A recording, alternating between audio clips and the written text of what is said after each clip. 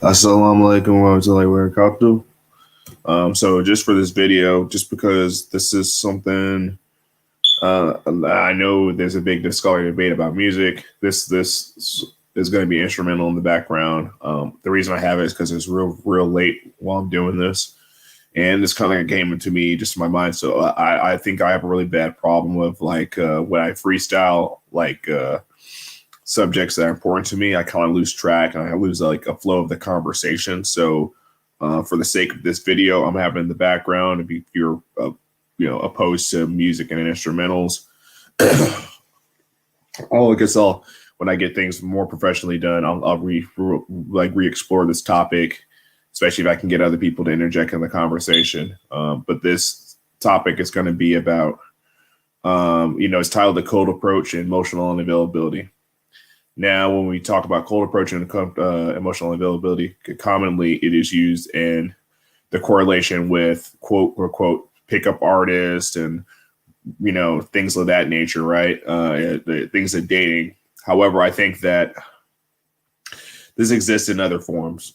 This exists in commonly when I think that whenever I open myself up to people, I noticed that pretty much almost my entire life, especially when I talk about like traumatic experiences that I've had, it just seems like, people have like this general baseline of like, oh, well, I'm sorry to hear that or something like that. But in general, a lot of people don't really are emotionally unavailable. It just seems like, hey, you're talking about something way too heavy.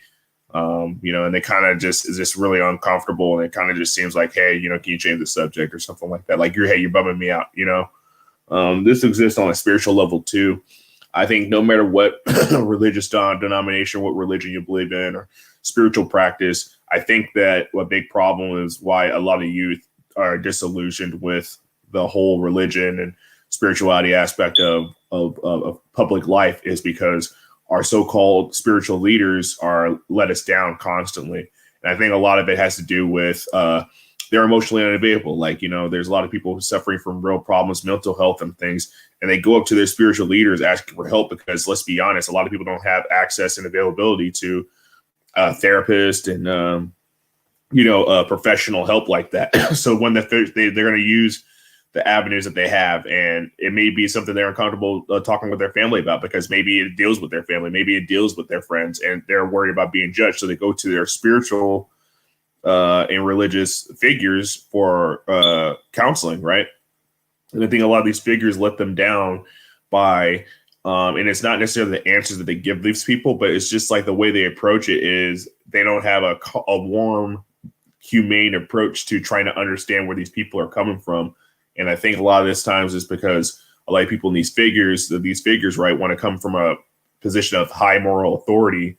So it's kind of like, hey, of course, I would never be in that situation. So it's unrelatable to them. Maybe these people do suffer from the same problems and they're great at hiding it. But, only God knows, right? But at the same time, it really is off-putting. So I've had this experience throughout my life. Well, when I was a kid, for instance, after my parents' divorced, my mom dated a pastor, and he was honestly a terrible human being. So I never came to him for any counseling or whatsoever, even though he tried to open it up like that. But actually, a lot of the problems in my personal life were helped caused by him. Also, let's just say after that, just no matter what, when I went to church and talked to pastors and stuff, youth pastors even, it just seemed like they never really they never wanted to sit down and understand how I felt about things. And it was always like, hey, life sucks, I get it, but blah, blah, blah, blah, right? But there never was like an attempt of trying to just ask questions like, hey, how'd you get in this situation? Have you sought any other kinds of help? How's your family? What are the structures going on in your personal life that are, exacerbating these problems that you're experiencing, right? So I had this also experience now, even, I was pretty much, atheist, like completely atheist, like somewhat agnostic sometimes, but mostly atheist for most of my life, most of my adult life. From about age 16 until, I was like about 27, 28, right? So, you know, even during that, right? I mean, you know, we look at secular models of where to seek help, and we wonder why mental health is such a bad issue. Is because sometimes even these therapists or you go to your friends and stuff like that for solace, right? But you still get that same cold approach because there's a lot of heavy things that people go through, and that, you know, maybe the average everyday person doesn't go through, like traumatic experiences, and those people don't know how to navigate those conversations, and it's you know, they're disingenuous in their responses, right? Like, oh, I'm so sorry, blah blah blah blah, you know. And it kind of sucks because I think when you have traumatic experiences that happen to you, you're trying to find other people that have gone through the same thing to talk to, that you think have navigated their way out of that and healed themselves through it. And it's really hard to find those kinds of people because in general, like, we all like our privacy, right? We're not going to say, hey, oh, X, Y, and Z happened to me. Like, nobody wants to, you know, have the, you know, look at poor little me kind of syndrome, right? So, so yeah, in general, like, yeah, it's really hard to kind of find people to talk about those kind of things. So, yeah, recently I was talking to the imam at a local masjid. You know, I'm not gonna say what masjid it was, but you know what I'm saying, because, you know, this person, there may have been miscommunication, or things like that made him you know, act that way. But this is like maybe about my third time I've had an interaction like this with the imam, and it seems like maybe it was because it's an ethnic background thing, because I noticed that I'm a black reaver and that these guys might be, you know, from their home countries, and that the way that people are over there maybe is a little bit more emotionally unavailable. But anyway, yeah, so I talked about, you know, I wanted just basically some closure, because I think I'm kind of over the jealousy issues that I previously had, which, to be honest, it really sucks to think about. But for like the last 2 years, I've been basically jealous, or, you know, over, you know, this person, you know, and who they're with, and, you know, the lack of, you know, I guess, of me having an avenue, I guess, of, you know, reciprocating those feelings, or getting reciprocated feelings from this individual. I realized at the end of the day, it was maybe just some infatuation or something like that. But still, you know, we all human, right? We all have a heart. We all end up, you know, maybe falling in love in all the wrong places, falling in love with people we barely know for whatever reason. And I think I realized that I may not love this person, or I've ever loved this person. I love the idea of being with them. You know what I'm saying? Like, that's a hard pill to swallow. Like, imagine just not, you really don't like the person for who they are. You really like the idea of being with that person because the ideal of what a relationship with that person would entail. You know what I mean? So yeah, I told Imam that, and he was basically like, oh, well, blah, blah, blah, tell her how you feel, and this and that. I was like, hey, you know, you missed a lot of details in what I just described to you, because my situation is, this person obviously, for one, I mean, they don't practice. So that's a barrier right there. And obviously I'm serious about practicing, or try my best to practice. Number two, this person is seeing somebody else. And in fact, this person lives with somebody else that they're seeing. So how the heck can I say that? I mean, like, if you say you have feelings for somebody while they're in a relationship, that's a dangerous red flag. I mean, even if that person says, oh yeah, like, I'll give you a chance, you know, what they do, they're gonna break up with that person, then jump onto you, and I mean, who's to say that the next guy is not gonna do that to you? I mean, that's a very hypergamous kind of mentality, kind of a relationship. It's kind of toxic. Like, oh, hey, it's just some guy just spills out his feelings, or some girl spills out his feelings towards somebody, that, you know, the person's going to hop onto them just because they have a good mouthpiece. I mean, I get it. It's a dog eat dog world, but I mean, that can be turned on you as well. So, yeah, but the entire time, I mean, because, you know, as a man, you know what I'm saying, as a grown man, I do have a lot of pride, and it takes a lot to humble myself to, you know, understand that I'm vulnerable, and to express myself in that manner, right? Especially with somebody that you don't know at all. I think that's the very first conversation I had with this individual. And yeah, it came across as very cold, like, you know, maybe I don't know if he was busy or something like that, but, you know, hey man, I know in that situation, man, if somebody ever came up to me talking about stuff like that, and this has happened throughout my life, where somebody's brings up something like that, I take him to the side. I'm like, hey man, you want to like, get some coffee? You know what I'm saying? Like we talk to somewhere, we get somewhere in private about this, more intimately, you know what I'm saying? And it just doesn't seem like that was reciprocated whatsoever. And you can't just, you never know who you're talking to and where they are in their life, and like, what I'm saying? I'm in a good place right now in my life compared to most people, for real. And I'm not going to sit up here and complain, but I can imagine that, let's say somebody suffering from like, depression or something like that, or anxiety, or they're going through like, something really, really, really, really serious, right? And then you have that same attitude towards them. You don't know, what somebody's going to do after that. I mean, I can see just that triggering somebody, I hate the word trigger, but I mean, it is what it is. Somebody completely just being like, you know what, that's the final straw. I realize that people in the community that are supposed to try to understand where I'm coming from, that are, supposed to be empathetic, and I think this entire time I've been meaning to use the word empathy, but like these people that are supposed to be empathetic towards me are shutting me out emotionally. They're being emotionally unavailable to me. You know what? I'm just going to go elsewhere. And if I can get that empathy from anywhere, but I'm going to just stick there. You know what I mean? Even if it means being by myself. And all too often, I think that's what happens in a lot of communities is there's a certain decorum of how people express themselves.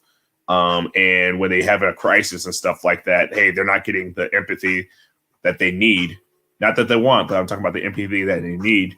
So they're going to find any avenue to kind of fill that void. And all too often, if you see in this world, let's just say I have a mental health problem or something like that, or just not in a good headspace, hey, I'm not getting it from my spiritual leadership or religious leadership. Guess what? I'm going to hit the club. I can hit the bar. I can go online and vent out that way. And guess what? The feedback is going to be. That feedback may be in direct opposition to the spiritual religious lifestyle that I have. You know what I mean? I mean, altogether, like there's just pools of atheists out there, for instance, that are just willing, waiting and like literally waiting. I don't want to make them seem like they're predators or anything like that, like spiritual predators, you know what I'm saying? But they're literally there waiting to see people whose faith is being tested and to just be like, oh, yeah. Like, oh, I'm willing to hear you out. I'm an atheist. I don't have anything in common with your belief system. And then gradually they plant the seeds of doubt further in those people. And then, gradually those people leave. I mean, I see that a lot online where somebody of a particular community is going through something and then they're not getting help within their respective community. And somebody was like, oh, hey, I'm sorry, but, hey, come over to me. I'm willing to hear you out. I see this in the Black community, especially, and this is not anything religious or spiritual. This is relating just to the conditions of what Black people have gone through and our struggles. All too often, sometimes we don't want to hear each other, right? We don't want to hear each other's grievances with one another. So guess what? I mean, there's a white guy, out there, whether it be a textbook conservative or a textbook liberal out there that that's willing to hear them out. And then they're able to use that and contextualize and push whatever agenda they have on the vulnerable individual as well. I think I see that a lot too. That's why you notice a lot of, I'm definitely more on the conservative side, but you notice a lot of Black conservatives or conservatives of other races. Like, there's this textbook white conservative, right? You ever notice that when there's like people of other cultures, right? Especially when they get adopted into like maybe a conservative ideology as far as like being textbook, conservative or Republican or whatever you like this thing, you always notice that some of these people are the main haters of where they came from in their culture. Like they barely actually have a distaste for where they came from in their community. Let's say like somebody the Desi community, they end up, having a distaste towards, other Desi people because they say, oh, my culture shut me out and did this and did that to me. Maybe somebody from certain African cultures, they come here, they're like, oh, well, nobody wanted to hear me out. I didn't get any empathy or any humane treatment from where I was. And that's why I did that. Even the Hispanic community, believe it or not, there's a lot of people in the Hispanic community that once they're, in, the US or Canada and stuff like that, they say, hey, from my culture, I didn't get the love and empathy that I needed when I was down and out and stuff like that. And I was shut out of my culture. So now, I'm diametrically opposed in every way, shape, and form to the place that I came from. And I think that's one of the biggest tools that I see being manipulated within the, I don't like to put the white supremacy card out there, but white supremacy is not just a quote unquote conservative thing. White supremacy, in my opinion, is also tied to liberalism.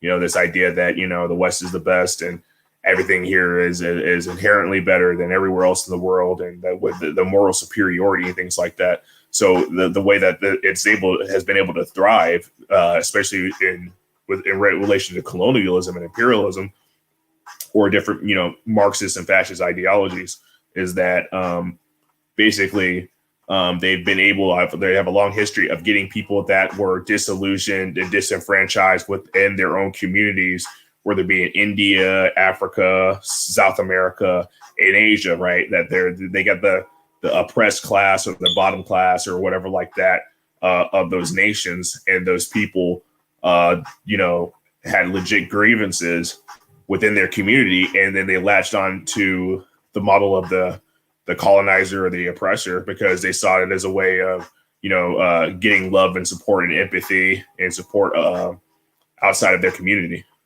And it's really sad. I mean, you actually look at every single especially like the British Empire, French Empire, Spanish Empire, they were able to thrive because they were able to use people of those respective communities that they colonized to fight in their armies, to support their institutions and stuff like that, because a lot of these people had legit grievances against their communities. They didn't get a lot of the support from their own community, so they latched on to the foreigner and their occupier, the oppressor, for quote unquote liberation, right?